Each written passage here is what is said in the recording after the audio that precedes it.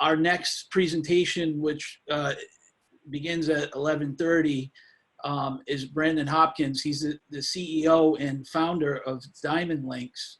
DiamondLink's does SEO, online reputation management, and in the era of digital like awareness and Google and our businesses are moving more online.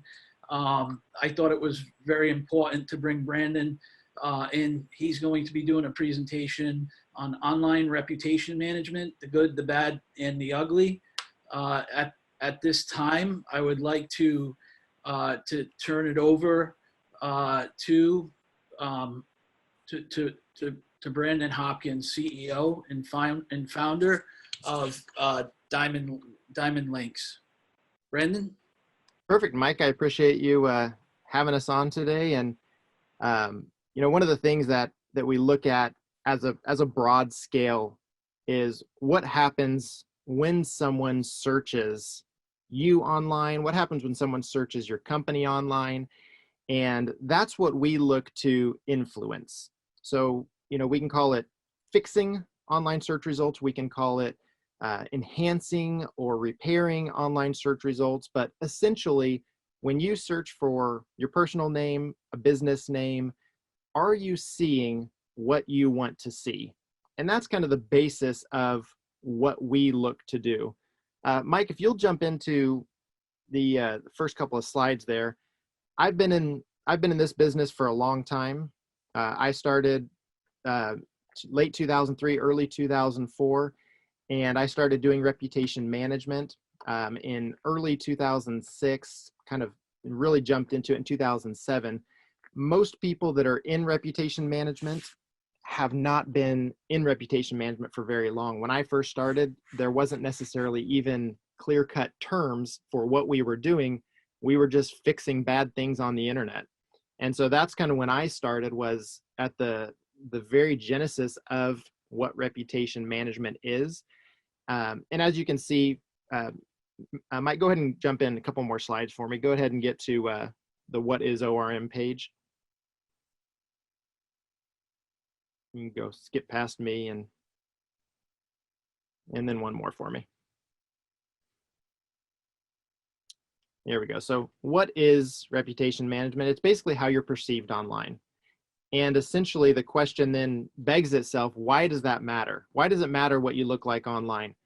And if we're talking individually, or if we're talking corporately, or even a location-based search, people search online, whether it's just due diligence, I'm trying to find a partner to work with, I'm trying to find, do I want to work with this family office? Do I want to work with this financial advisor? How do I do that due diligence unless somebody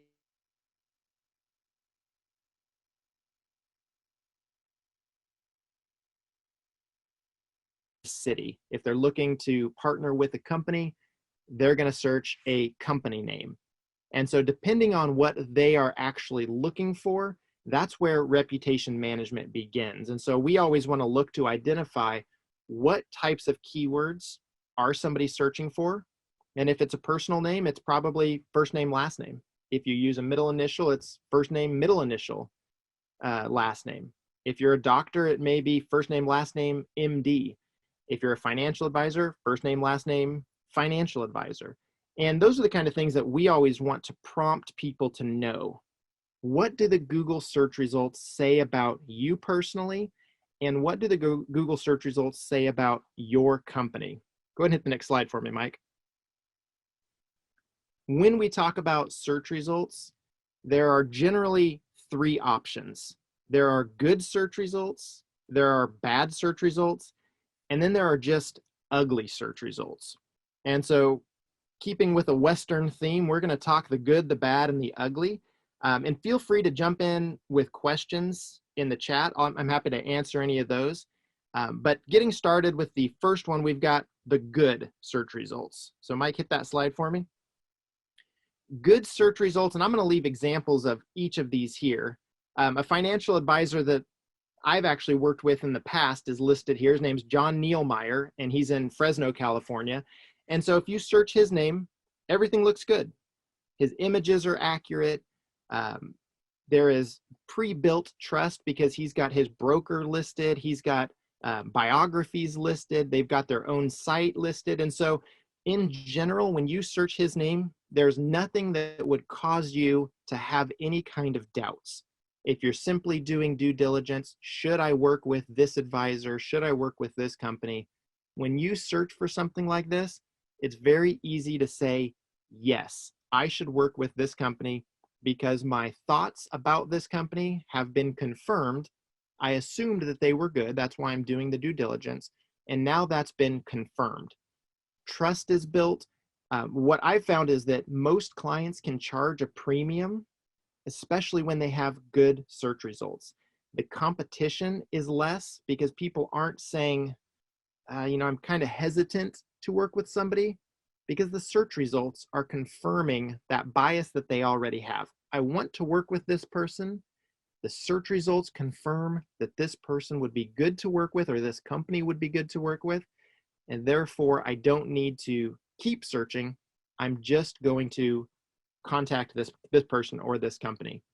Now, when we talk about good search results, for us, what we look for in, quote unquote, good search results is all the first page is positive in some form or fashion. So that could be if it's an individual, it could be a LinkedIn profile, it could be your website.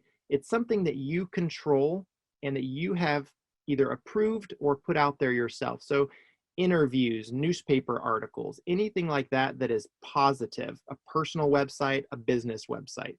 We want somebody to search Google, find positive stuff, and every single listing speaks well of you. There are no mugshots. There are no bad images. It's not that image from, when you were 17 and you had a picture in the newspaper playing high school baseball. They're current pictures that reflect well on you or the business in a positive manner. It builds trust, and everything is as current as possible. So that's the good.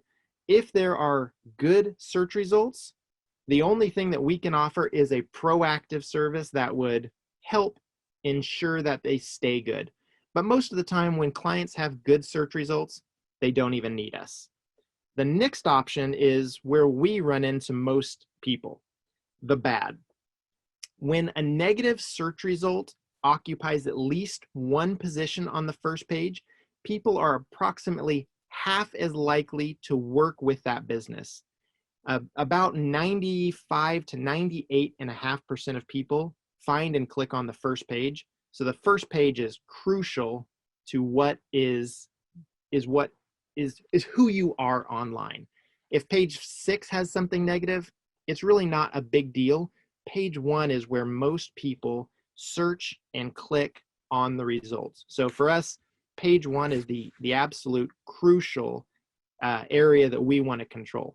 So controlling the first page when we have a negative search result generally means creating positive content, pushing up positive content, and then that process is called suppression. We're pushing down a negative result.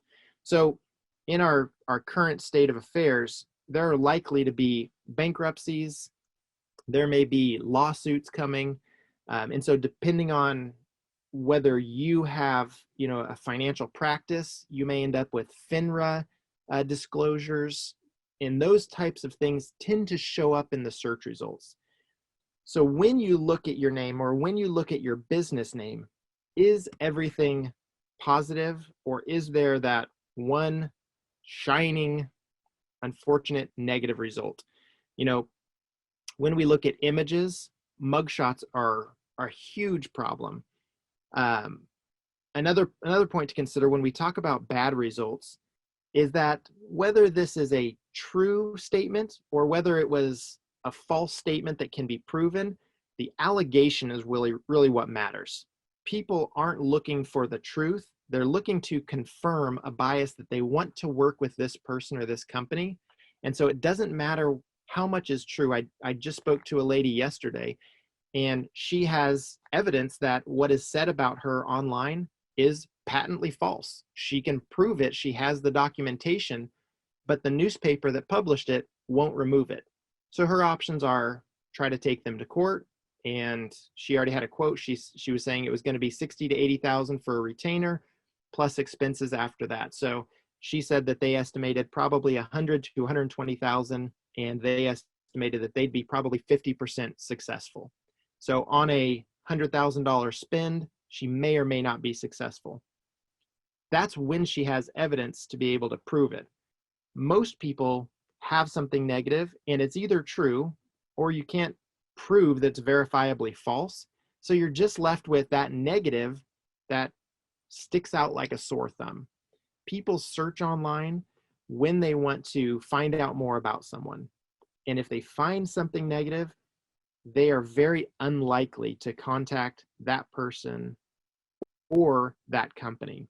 And unfortunately, in the realm of the internet, we can forgive as humans, but the internet never forgives and it never forgets. 50 years ago, you could move 2 states over, move 2 cities over, you could start a new life. But with the internet, your name follows you, the negatives follow you. And so ignorance is not bliss, unfortunately. One thing you can do is set up a Google alert for your name. Just go to google.com/alerts and put your name in parentheses. And that will give you an alert, however often you set, every day, every week, every month, to get the information back about what is being said about you online. That's a really easy and free way for you to say, I know what's being said about me online, and it helps to track that. When we set up a suppression campaign, we track all of those things with a third-party tool that we use. But Google Alerts is a good free tool to know what is being said about you online. One of the negatives that we've found working with both e-commerce and financial advisors is customer acquisition costs are through the roof when you're trying to maintain a certain volume and you have negatives. For example, we have a financial advisor who's in Southern California, and he has a huge thriving business. But when he had his first FINRA disclosure, his customer acquisition cost tripled. Everybody who searched him saw that FINRA negative and an accompanying lawsuit from the guy that alleged that he had lost money. And what he was normally paying to acquire a single lead has now tripled. So his Google pay-per-click ads were the same price, but it cost him 3 clicks, what normally cost 1 click, in order to get a new customer. So that's one of the fiscally recognizable problems that you see immediately when you have bad search results. An example of this, Mike, if you'll hit the next slide, is the Boeing 737 MAX problem. I've taken a screenshot here of what the search results look like a couple days ago when I searched Boeing 737 MAX. The red boxes are everything negative or that led to a negative, like Boeing 737 MAX crash. And the green boxes, the 2 of them, are the only positive things on that entire page. There was 1 neutral, which wasn't negative or positive, but this shows the type of catastrophe that a company deals with when they have negative search results. Boeing's 737 MAX line may never recover from this. They've had multiple crashes, multiple deaths, allegedly preventable, but who knows? At the end of the day, it just matters when someone searches Boeing 737 MAX, what are they seeing? And all of those red boxes tell me that this is a major, major issue for Boeing as a company. Now their stock's back on the rise again because they're getting bailouts and they have a lot of other ventures besides just the 737 MAX. But this one simple example shows what a bad set of search results looks like. All right, Mike, keep going for me. Okay, and our last option is the ugly. So we have the good, we have the bad, we have the ugly. Now, when we say ugly, it just means there's not very much out there. And that's generally the case of somebody who prefers to keep a low profile. Most of our executive level clients, most of our people that have a high net worth and are independently wealthy outside of some kind of public presence prefer to maintain a low profile. I just started Googling a couple financial advisors that I was connected with on LinkedIn. And also thank you to the probably 10 or 12 guys who have already connected with me on LinkedIn. I appreciate that and happy to answer any follow-up questions there as well. But I Googled a guy named Harvey Lopez. There are other Harvey Lopez's out there. The one that I Googled was a financial consultant, but I couldn't find anything about him, the financial consultant, personally. There were other people. There were mugshots when I searched, and all of the results were about somebody else. That is not a very strong position in the search results if somebody is trying to do business with you. So if somebody's doing some due diligence, they're Googling you, trying to find out if they want to do business with you, and you're essentially a ghost, that doesn't bode well for their confidence in working with you. So the two options in this situation are, if you prefer a low profile and not to have a public presence, you're kind of stuck with having no public presence. If you want to have a public presence, but you don't now, what we do is set up proactive reputation management campaigns so that even though there's nothing negative, we're doing this in a proactive manner so that there won't just be nothing negative, but instead there will be something positive. And so an example, like I said, is Harvey Lopez. There's nothing bad about the financial consultant, but there are a lot of other outdated sets of information, people that aren't relevant to him. And so it's not good, it's not bad, it's just ugly. All right, Mike, hit the next one. You have two options when it comes to reputation management. The best case is that you can get the negative removed. Generally, that means asking nicely. There are times where having an attorney contact whoever the website is, the newspaper or whatever it is, and just basically asking nicely or asking in a strongly worded letter on letterhead from your attorney can sometimes get the job done. I've seen equally amount of times where that has worked, but there are times where that has caused backlash, and now the newspaper is saying things like, Tom Jones, the financial consultant that we ran an article about 6 weeks ago, is now threatening to sue our paper because we published true information about him. So that type of backlash definitely happens, and it can cause even greater problems. It's, akin to kicking a hornet's nest. The other option is where we specialize in. We push down the negative websites by replacing them with positive websites. Our mantra is great content published on great sites leads to great results. We want to publish great content about the client, about the business, put that content on great websites, and watch the results come to pass. Having really good content that speaks well of the client, that looks good, published on reputable sites, means that when you search that person's name, you're going to see good content published on good sites, leading to great results. All right, Mike, hit the next one. So if you're good, you don't need to do anything. You just have at it. You're doing well, keep doing what you're doing. That's our recommendation for people that search their name, search their business name. You see good content, whatever you're doing is working. We're happy to give you advice if you need advice, but you probably are already doing something, so keep doing what you're doing. The next slide, Mike. If you have a bad set of search results, try to understand what it is actually costing you. That helps understand what you're willing to pay to fix it. If you're willing to pay to fix it, it's probably because it's a recognizable cost. If you have a small deli, it's probably not costing you a whole lot. A couple walk-in customers is, $10 a day, $20 a day. It's not worth it to pay for reputation management in a small situation like that. If you're dealing with high net worth customers or are a high net worth individual, a potential single deal lost could be in the hundreds of thousands, could be in the millions of dollars. And obviously one lost deal, now the pendulum swings, and it may be worth it to consider dealing with a bad set of search results. And Mike, one last slide. If your search results are ugly, try to imagine the scenario that a potential client finds themselves in when they're searching for you or your business and they don't find anything. They find somebody else that shares your name, but nothing about you personally. It begs the question, are you insignificant? How can they trust someone that they can't find online? Are you just a grifter? You know, what is the ultimate goal here? If there's nothing about you online, if there's not a decent public presence, you know, your LinkedIn profile, your business biography, a personal website, an interview or two, a newspaper article, that makes it look natural, like you've been in business, like you're trustworthy. These other websites trust you. Therefore, the potential client feels that he can trust you.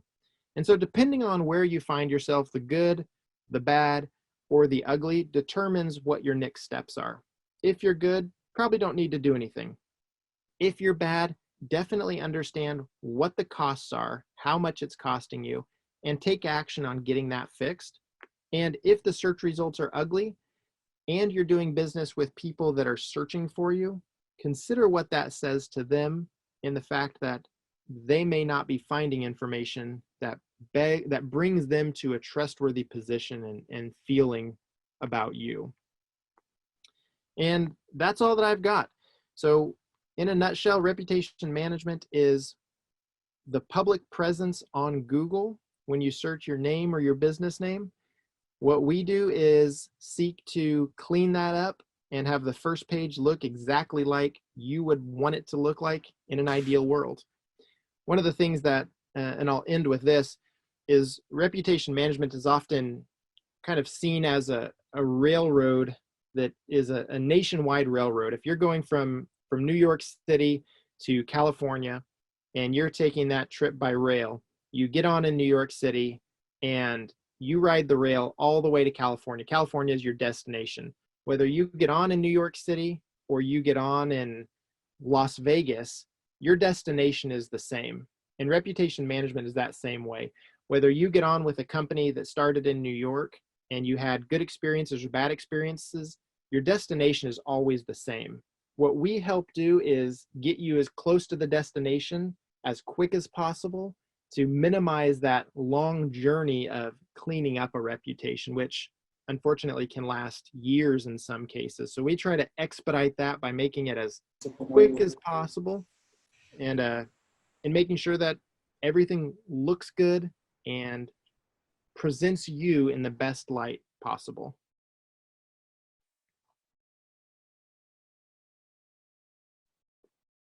Mike, that's all I've got.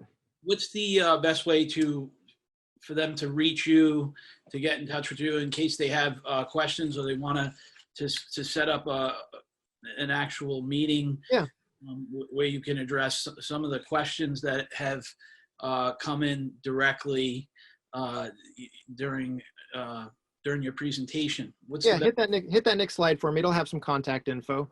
One of the things that I've already had a couple people reach out on LinkedIn is asking about, you know, can you search my search results and tell me what we need to do? And we provide free, confidential, you know, happy to sign an NDA. We're happy to provide an NDA, but we're happy to look through your search results and offer you a plan of action. You know, we'll put together a proposal with pricing and details on what we do, how we do it.